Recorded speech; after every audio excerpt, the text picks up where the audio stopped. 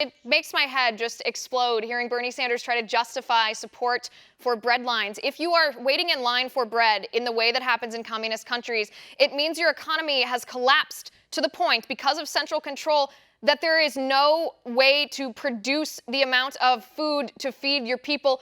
Who defends that? Monstrous evil people, Liz, otherwise known as hardcore leftists. Now, this is beyond inexcusable, okay? Bernie Sanders, when he was mayor of Burlington, Vermont in the 1980s, literally flew a hammer and sickle flag in his office, okay? The Castro instance, the clip that we just played, is actually broader. It's more indicative of a broader worldview. Bernie Sanders opposed the United States of America's existential communist foe when we were in the middle of mutually assured destruction with Gorbachev's Soviet Union. That is non exaggeration. He supported Castro, he supported the Sandinistas in Nicaragua against the Contras, and he honeymooned to and flew a hammer and sickle flag of the Soviet Union. This is, it's very difficult to listen to that clip, to read Bernie Sanders' personal record, and conclude that this is a man who anything other than hates America. He really hates what America stands for. But that's what the hard left is these days, Liz. They all just hate our founding principles. They really do.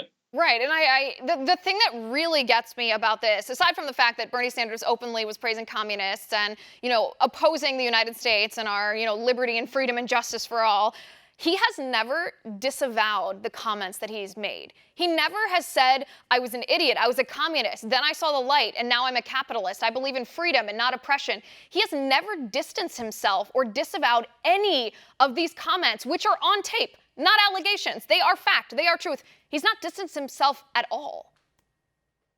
No, far from it. He has literally a 50-plus year history of this. He graduated college sometime in the 60s, right around 64 or 65, I want to say. And then he actually went to Israel at the time. And at the time, Israel was far from the capitalistic venture capital hub of entrepreneurship that is today. At that time, Israel, prior to the 67 war, was supported by the Soviets. It was a pretty socialistic country.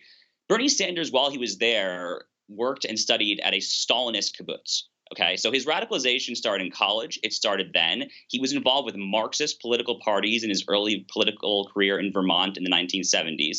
He goes back a long way, and he's not going to renege. He's never going to admit he's wrong, because this is who he is. Right. He will take this to his grave, along with the other graves of the 10 million people who were murdered by communism in the entire 20th century.